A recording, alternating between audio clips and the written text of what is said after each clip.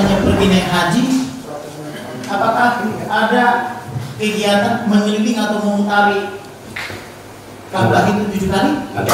Ya. Apakah ada kegiatan lempar jumroh atau lempar batu? Bahasanya bukan jumroh, jamroh. Jamroh ya? Ada. Lempar jamroh. Kemudian saya mau tanyakan, apakah di sana ada kegiatan untuk mencium batu hitam Hajar Aswad itu? Kalau disebut mencium batu hitam Hajar Aswad, ini bahasa provokatif ya.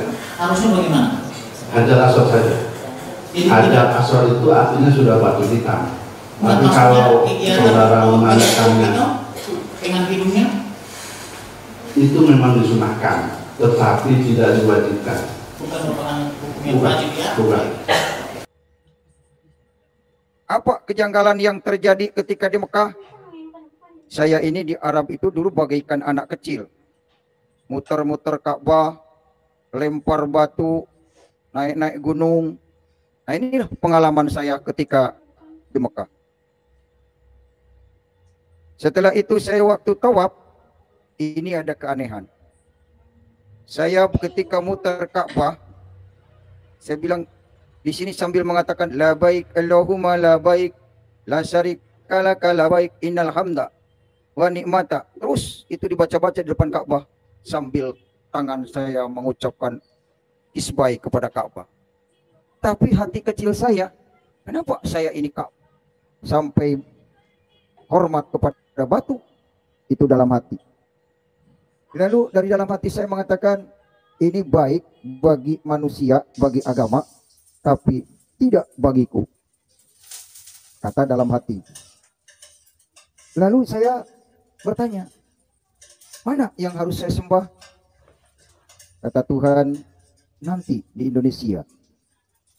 Singkat cerita, saya pulang ke Indonesia tahun 2000. Orang tua saya sakit, berobat kemana-mana tidak kunjung sembuh.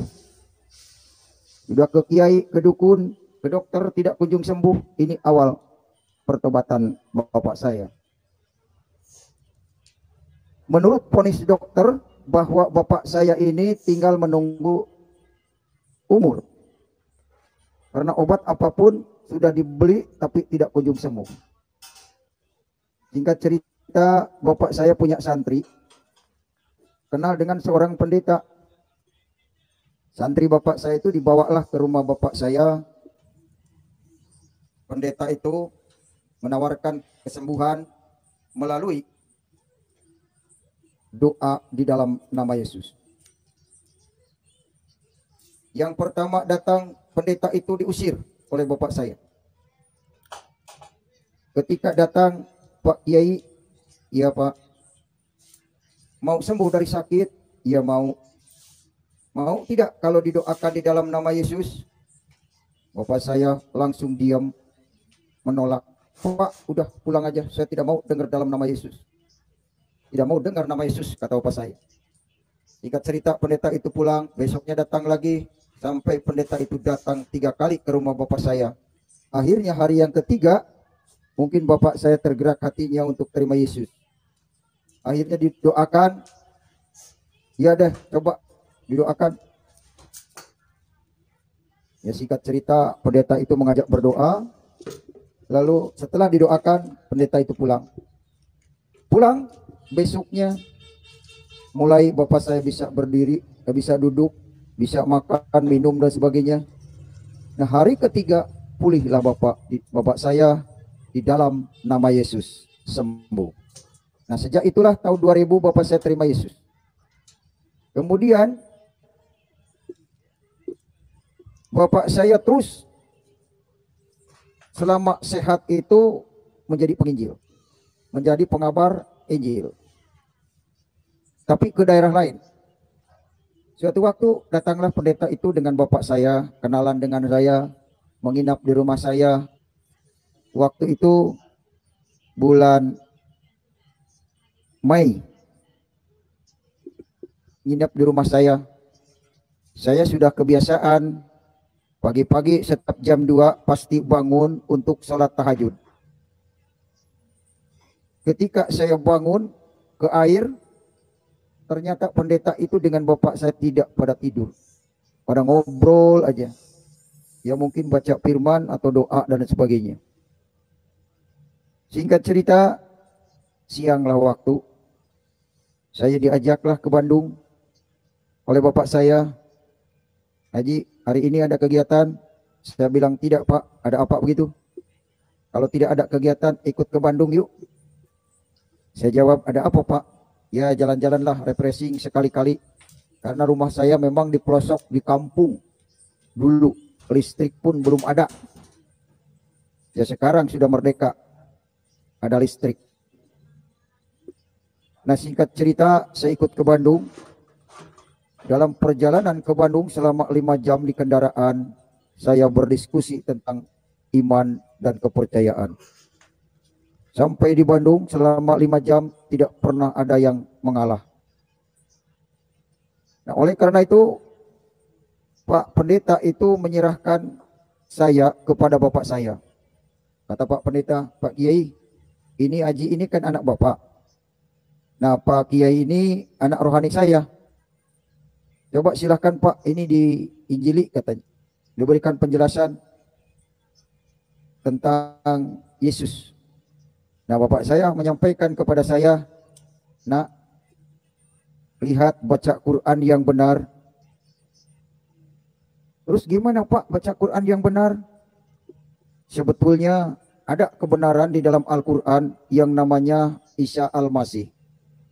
Kalau di Alkitab Isa Al-Masih itu namanya Yesus. Nah Isa itu adalah jalan kebenaran dan hidup kalau Alkitab. Kalau di Al-Quran surat Al-Zuhruf ayat 61 berkata, innahu la ilmun lisaati falatantaruna biha wa tabi'uni hada siratim mustaqim. Yang artinya, dan sesungguhnya Isa itu benar-benar memberikan pengetahuan tentang hari kiamat. Oleh karena itu janganlah ragu-ragu, kamu ikutilah aku, inilah jalan yang lurus. Saya menemukan petunjuk. Ternyata jalan yang lurus itu mengikuti ajaran Isa Al-Masih. Waktu itu tahun 2003, saya masih ingat sampai sekarang. Tahun 2003 saya mulai menerima Yesus sebagai Tuhan dan Juru Selamat. Setelah bapak saya mengatakan, pelajari nak Al-Quran, ternyata kebenaran itu namanya Isa Al-Masih atau Yesus Kristus. Setelah saya menerima itu, Yesus sebagai Tuhan dan Juru Selamat, dibaptis, lalu saya belajar Alkitab. Ternyata benar.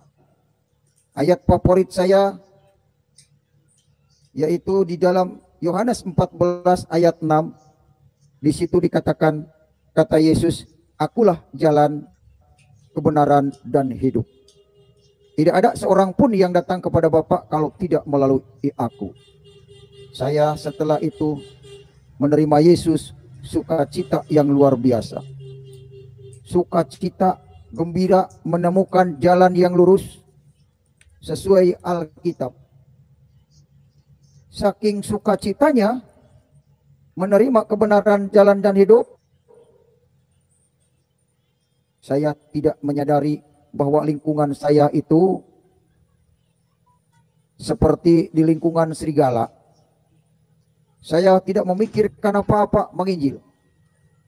Apa yang terjadi bulan Maret tahun 2003, bulan Agustus tahun 2003, saya ini ditangkap, dikepung massa rumah saya.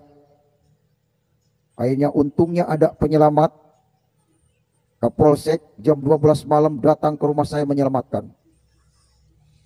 Saya sudah dikepung massa, camat dengan Kapolsek datang nangkep saya. Ya kalau memang tidak keburu datang Polsek, mungkin kejadiannya hampir sama dengan kejadian yang terjadi baru-baru ini di Sulawesi. Ada orang yang dibunuh dan dibakar.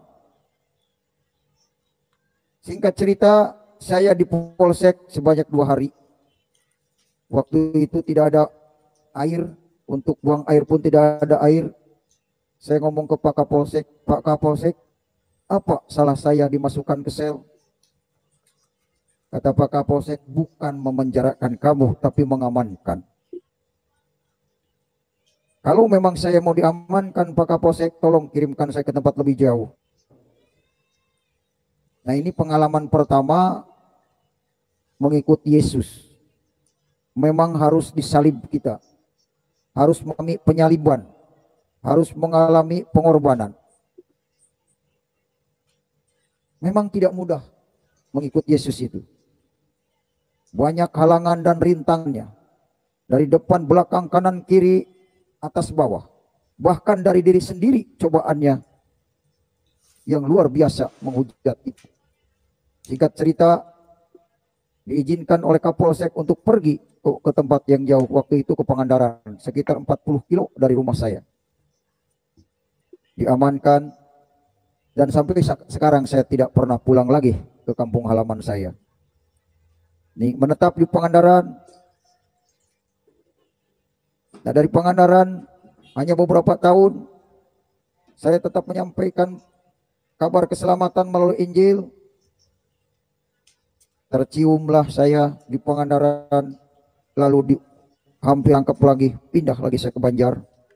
Di Banjar sekitar 7 tahun, pindah lagi ke Cilacap. Dan inilah perpindahan saya yang sekarang ini yang ke-6 kali.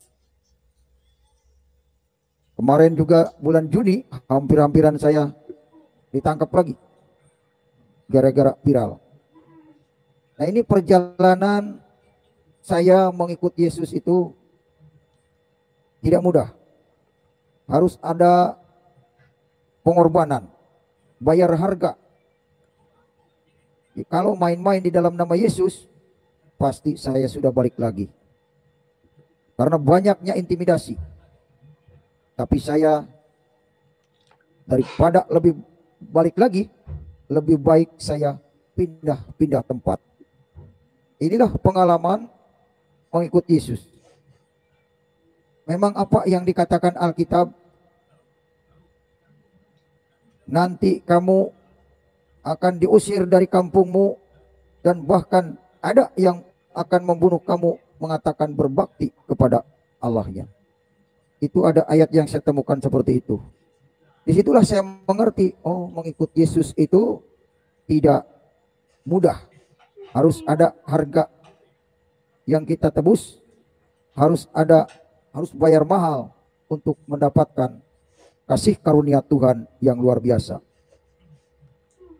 Yang anehnya, saya tidak pernah mengalami kesusahan, baik itu kekurangan makanan, pakaian, tetap saya dicukupkan.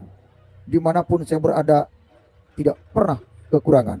Inilah merasakan bahwa firman Tuhan yang saya temukan di dalam Alkitab itu benar-benar nyata dan saya alami.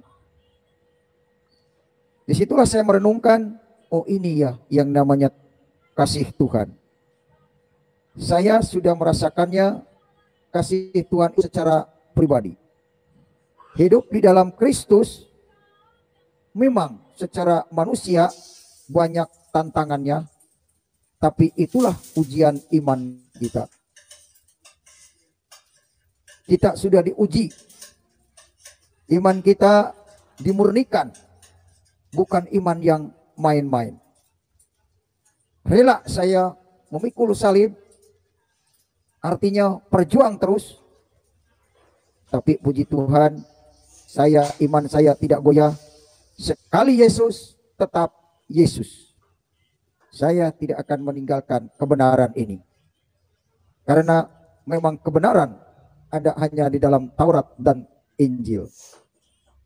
Sebagaimana dikatakan oleh Al-Quran surat 3 Ali Imran ayat yang ketiga berkata, Nazzala alaikal kitaba bil haqqi musaddiqan lima baina yadayhi wa anzala taurata wal injil. Yang artinya Allah telah menurunkan Alkitab dengan sebenarnya dan membenarkannya. dan Allah menurunkan kitab Taurat dan Injil. Jadi Al-Quran berkata bahwa kitab yang diturunkan oleh Allah itu Taurat dan Injil, bukan hadis dan fikih. Inilah yang membuat saya yakin bahwa kebenaran hanya ada di dalam Yesus. Kebenaran dan hidup adanya di dalam nama Yesus. Oleh karena itu, mari saudara yang mendengarkan kesaksian Muhammad Kacem malam ini, selagi ada kesempatan yang belum menerima Yesus sebagai Tuhan dan Juru Selamat, segeralah terima Yesus sebagai Tuhan dan Juru Selamat. Karena di luar Yesus tidak ada keselamatan. Di luar Yesus tidak ada keselamatan. Sudah di dalam nama Yesus, yang sudah di dalam nama Yesus, sekali Yesus tetap. Yosua 1 ayat 9, bukankah telah kuperintahkan kepadamu, kuatkan dan teguhkanlah hatimu, janganlah kecut dan tawar hati, sebab Tuhan Allahmu menyertai engkau kemanapun engkau pergi.